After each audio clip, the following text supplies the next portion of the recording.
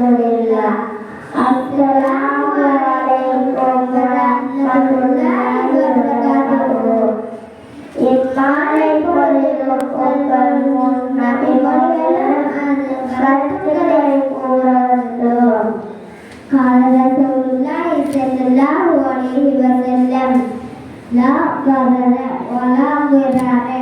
தனக்கு தீங்கிழைக்கவும் கூடாது, பிறருக்கு தீங்கிழைக்கவும் கூடாது என நபிகள் செல்லும் அவர்கள் கூறினார்கள். قال رسول الله صلى الله عليه وسلم قل الحق ولو كان مرا. கசப்பாய் நுண்ணே பேசு என நபி ஸல்லல்லாஹு அலைஹி வஸல்லம் அவர்கள் கூறினார்கள்.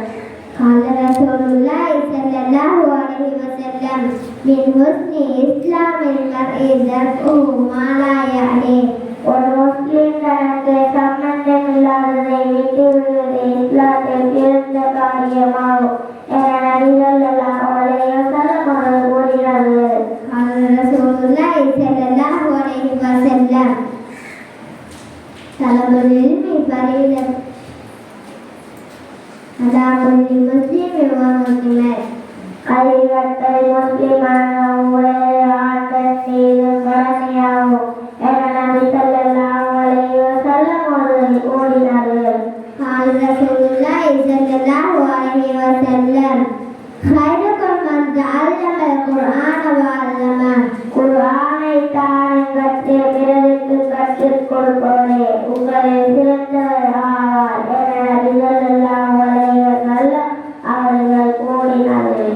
قال رسول الله صلى الله عليه وسلم لا يؤمن أحدكم حتى يحب لأخيه ما يحب لنفسه. தனக்கு விரும்பியதை தனது சகோதரனுக்கு விரும்பாதவரை எவரும் இறை நம்பிக்கையாள மாட்டார் என நபி ஸல்லல்லாஹு அலைஹி வஸல்லம் அவர்கள் கூறினார்கள். قال رسول الله صلى الله عليه وسلم المعلومات في يوم القيامة. அநியாயம் மறுமையாளில் எல்லோரும் எல்லாரும் என நபி ஸல்லல்லாஹு அலைஹி வஸல்லம் அவர்கள் கூறினார்கள்.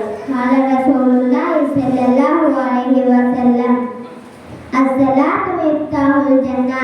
தொழுகை சுவனத்திற்கு திறவுகோலாகும் என நபி ஸல்லல்லாஹு அலைஹி வஸல்லம் அவர்கள் கூறினார்கள். قال رسول الله صلى الله عليه وسلم الطهور شطر الإيمان. சுத்தம் ஈமானின் பாதியாகும் என நபி ஸல்லல்லாஹு அலைஹி வஸல்லம் அவர்கள் கூறினார்கள். قال رسول الله صلى الله عليه وسلم إنما الأعمال بالنيات.